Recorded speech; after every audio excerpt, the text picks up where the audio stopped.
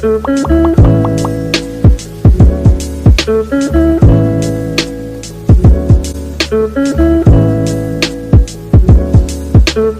and welcome to another International Women's Day video. Today I am delighted to be here with Radha from ServiceNow, who is the Vice President of Global Talent for APJ. I'm so excited to ask her some of these questions. We've been operating in the same HR employee experience sphere for a while now, so it's so fantastic to be able to grab some of your time. You're a very busy lady to talk about International Women's Day and who inspires you and your advice for women out there. So thank you so much for being here. And Radha, I'll hand over to you for a bit of an introduction as to who you are, where you're based, what you do. Sure. So my name is Radha Shreeniwas. I'm based in Bangalore in India. I head HR for the APJ region. And so my team and I are really focused on helping this ServiceNow in APJ develop an amazing culture, bring in great talent, help our talent find great careers within ServiceNow, and just enjoy their professional journey as a part of our company. Amazing. And I'm sure you've got a lot planned for International Women's Day as well, right? We do. We have a few things going on, yes. Very nice. I'm sure it's a busy week for a lot of organisations, and it's an important one to celebrate, which is great. So first question I want to ask you is, the theme this year for International Women's Day is leadership. And what are the qualities you admire in women leaders? Yeah. First, it's more than just women leaders. It's leaders in general, I think. I'll start there and then talk about specifics around women. I think leaders in general, I look for leaders who demonstrate a growth mindset first and foremost. In these days, it is really important to be super agile in your thinking and be willing to take feedback from whichever corner of the world that people are willing to share feedback to you from. And as a leader, you don't get a lot of feedback. So I think people who have a really great growth mindset and who are able to, meter themselves and change and adapt according to it are, I think, one of my go-to characteristics that I look for or admire. The other one is a real can-do attitude. I mean, there's a reason why people are leaders. It's to help enable change, drive change, help their companies, teams thrive and succeed, and to have those courageous conversations and be comfortable doing those. Being sort of and doing it in a nice way, right? Like we are in a place where everyone is a human. At the end of the day, we're dealing with humans and human sentiment, and so being kind but being firm and being very thoughtful in their approach, I think, is a second area that I really appreciate in leadership as people drive change and being bold in those change-making mechanisms. I mean, there are a lot of other aspects, right? There's the standard set things like communication and executive personality and all of that. But I think when you peel apart the background of diversity, inclusion, and belonging, there is an opportunity to really look for leaders in all shapes and colors and approaches. And so for me, the underlying, the core, the good listening, the energizing, inspiring, those are the pieces that matter. Amazing. And then when it comes to women, what's particular for me is that women leaders should really lift other women up. It's important. We really need to do that. There are still not enough women in leadership roles around the world. And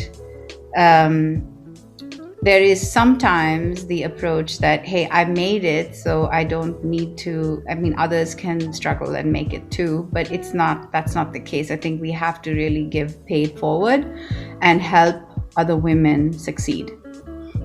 Yeah, I couldn't agree with you more. There is an opportunity for everybody. It is not a fierce competition at the top. So yeah, supporting other women is so important. Totally. Awesome. Okay. How has COVID-19 and the course of last year influenced your work? So I know from an organizational perspective, it's been crazy for everybody, but what about you? How has that changed how you work?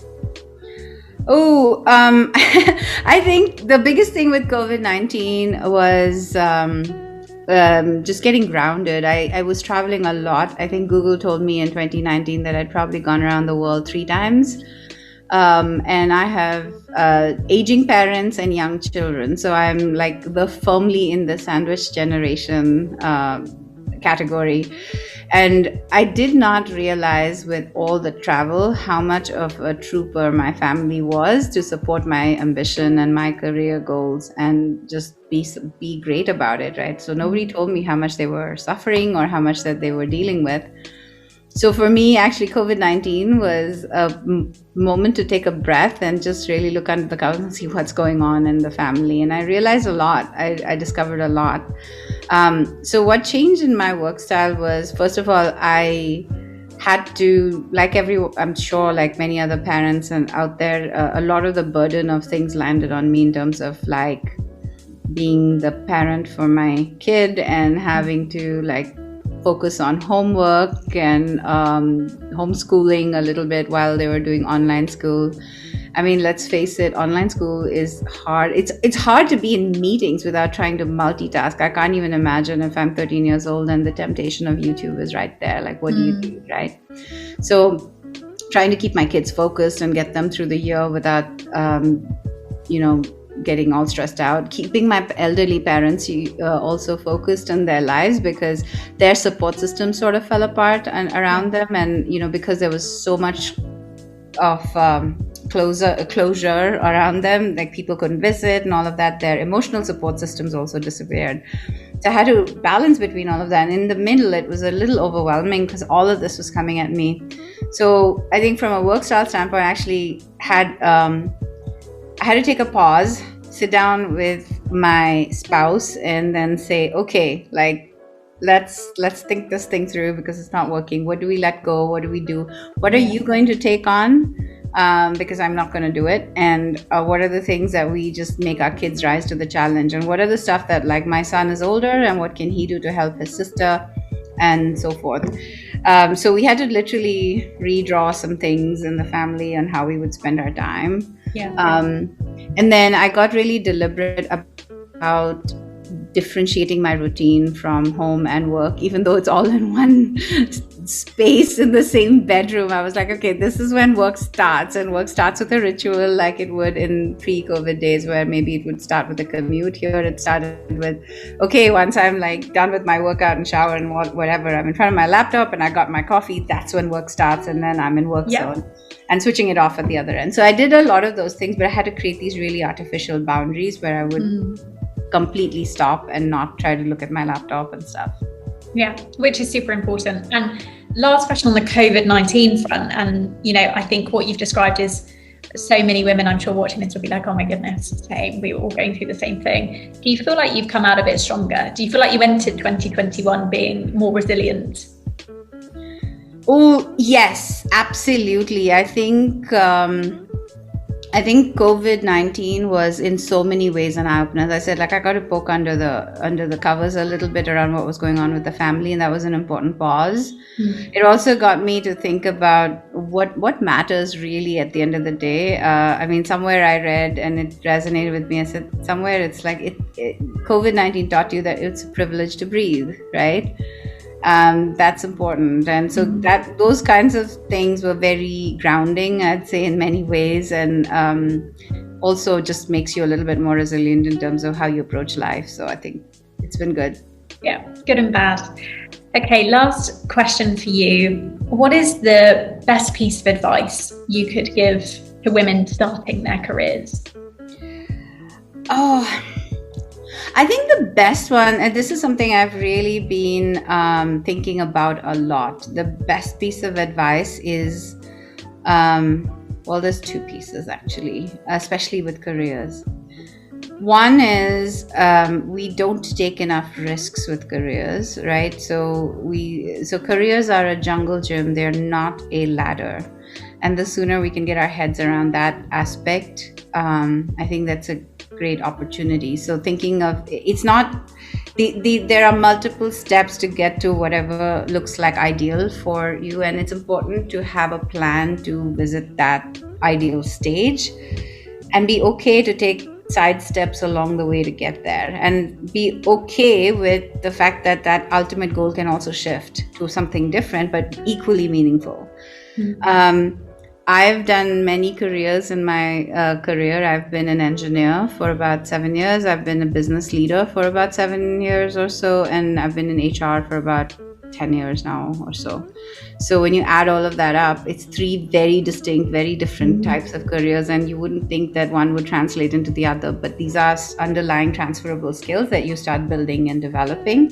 And if I hadn't done, I think I feel like I'm much better at my job now because I was able to do some of those things around the way. So career is a jungle gym, not a ladder. You kind of have to go sideways and around to get where you want to go and take risks. And the second piece that I would say around it is building your advocate base is important. I think we underestimate how many people we need to have invested in our careers to make us successful. And it's a great idea to pause every so often, dust off the old network and say, hey, who's in there? Who have I not connected with? Who do I need to connect with? And giving into that network. It doesn't have to be always about taking. It's about giving as well, because we're in roles where we can hopefully provide other people support and help, and that always comes back in a great way. So I lead with giving, and so that's my other mantra for people is, in your network, if you find it just creepy to call people up and be like, hey, what's up, like help me with my job, you can find a way to say, hey, what's up and how can I help you, and then over time move into the help me with my job space. Yeah, for sure. I had a very similar conversation actually earlier this week with someone who asked me, how do I ask people to be my mentor? I was like, don't make it awkward if you don't have to. Like, you can have informal mentorship relationships. You don't need to make people feel uncomfortable. And, it's kind of a similar sentiment. But I love what you said about it's a jungle gym, not a ladder. That is so powerful. And I think so many young women need to hear that, especially even when they're making choices around their education and what do they do post-university. I think that's such powerful advice, so thank you, that's awesome. So that wraps up my questions. Radha, thank you so much. As I said, I know you're very, very busy, so getting your time and recording this video was really important for me, and I am constantly inspired by what you and your team are doing, so thank you so much, and a very happy International Women's Day to you.